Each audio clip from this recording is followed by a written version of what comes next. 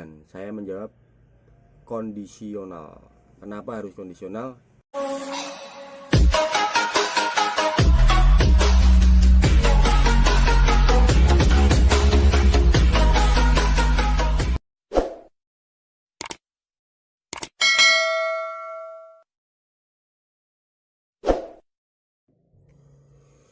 Oke, assalamualaikum warahmatullahi wabarakatuh. Masih bersama Baston Hitam Channel. Oke, di video kali ini saya mau menjawab pertanyaan dari teman saya. Saya pernah ditanya seperti ini. Kalau kita mau mengurangi kopling, itu lebih baik kita injek kopling dulu atau rem dulu? Dan saya menjawab kondisional. Kenapa harus kondisional? Jadi seperti ini, nanti saya lihatkan videonya ya, saya praktekkan ya. Jadi seperti ini, kalau sudah kondisi jalan ya teman-teman ya, kondisi jalan itu mobil udah jalan, ini kalau ibaratnya dalam kondisi kecepatan kencang dulu ya. Kalau kita dalam kondisi kecepatan kencang, anggap aja kita udah kopling 5 ya, kopling 5. Coba pikirkan teman-teman, seandainya kita injak kopling dulu, pasti malah tambah gelonyor, jadi manyur gitu ya. Kita lepas gas saja, lepas gas ya, kita rem dulu. Kalau saya itu rem dulu, kalau kecepatan kencang itu kita rem dulu, kita lambatkan apa namanya, kecepatan mobil ya kan, kita lambatkan. Kalau dirasa udah bagaimana ya, dirasa udah begitulah agak lambat, cocok dengan pengurangan kopling ke kopling 4, kita kurangi kopling 4. Terus habis itu agak lambat lagi, kita kurangi kopling 3 sampai mungkin kondisinya nanti akan jadi berhenti ataupun sesuai pada namanya di depan kita ya. Kalau memang kondisi masih jalan ya berarti sampai kopling 2 apa kopling 3 seperti itulah. Nah, kalau berhenti ya berarti sampai berhenti, udah seperti itu. Jadi menurut saya kalau dalam posisi kencang itu yang pertama adalah melepas gas. Yang pastinya melepas gas yang pertama, yang kedua kita injak rem, yang ketiga baru kita injak kopling, kita kurangi giginya ya, kita kurangi persnelingnya itu.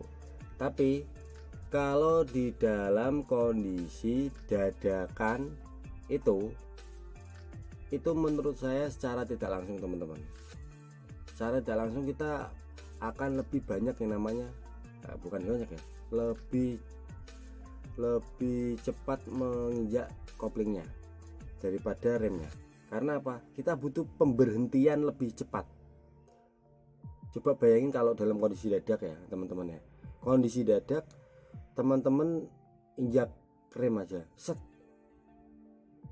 itu mobilnya malah akan jadi mati teman-teman malah jadi kaget seperti itulah bayangannya. Coba kalau kondisi cepatnya seperti ini teman-teman, tapi ini diimbangi dengan mengurangi gigi yang pas loh, bukan ya pas ya. Jadi ketika kita menginjak kopling terus mengurangi tek seperti itu, sambil di rem dengan kondisi kecepatan yang sesuai dengan kopling seperti itu. Bisa dipahami ya. Itu yang kedua. Terus yang ketiga dalam kondisi pelan. Kalau pelan santai ya, menurut saya memang yang pertama kita injak kopling dulu gak apa-apa. Kalau sepi loh teman-teman, kita injak kopling dulu, set, santai, ambil diimbangi nanti baru rem, itu nggak apa-apa teman-teman. Oke, itu yang ketiga ya. Itu yang ketiga, boleh injak kopling dulu tapi dalam kondisi jalannya pelan ya, baru injak rem itu. Oke, saya lihatkan ya teman-teman ya. Oke teman-teman, intinya ini semua dalam kondisi kondisional ya teman-teman. Jadi ini saya praktekkan yang pertama tadi dalam kondisi berjalan cepat. Yang harus dilakukan adalah atau kecepatan kencang ya, kita pasti menginjak yang namanya gas yang persnelinnya itu udah mentok ya teman-teman ya. Kita yang pertama lakukan adalah ketika lepas gas, terus kita injak rem secara pelan-pelan sesuai dengan kecepatan, baru kita kurangi giginya. Nah, injak kopling sambil timbangi gini ya, timbangi rem, kita kurangi giginya gitu ya. Jadi pahami ya, jadi seperti itu. Terus yang kedua itu kalau dalam kondisi dada itu secara tidak langsung kita lebih banyak yang pertama pasti kita menginjak kopling, tapi itu berduaan teman-teman. Jadi ketika seperti ini teman, contohnya set gas nget, waduh dadaan set, seperti itu. Ini langsung respon teman-teman, kaki rem ini langsung merespon menginjak rem. Tapi ketika kita menginjak kopling seperti ini teman-teman, ini udah mengurangi persnelnya, udah saya kurangin, ini udah saya kurangin dalam kondisi yang pas seperti inilah. Secara tidak langsung seperti kayak dua ya, tapi sebenarnya ini satu teman-teman. Ini sebenarnya satu, kopling dulu baru rem. Terus yang ketiga tadi dalam kondisi pelan boleh injak kopling dulu, kita kurangi baru rem, itu bisa.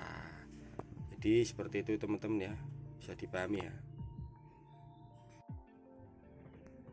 Oke, jadi seperti itu teman-teman ya. Saya sudah menjawab pertanyaan dari teman saya dan saya share ke teman-teman di sini, kali aja bermanfaat. Kalau belum mengerti ataupun sudah tahu, coba teman-teman rasakan pelan-pelan. Pasti apa yang saya bilang itu sesuai dengan apa yang teman-teman lakukan. Jadi seperti itu ya teman-teman ya. Oke, semoga video ini bermanfaat. Jangan lupa subscribe, like, komen, dan share video ini ya. Wassalamualaikum warahmatullahi wabarakatuh.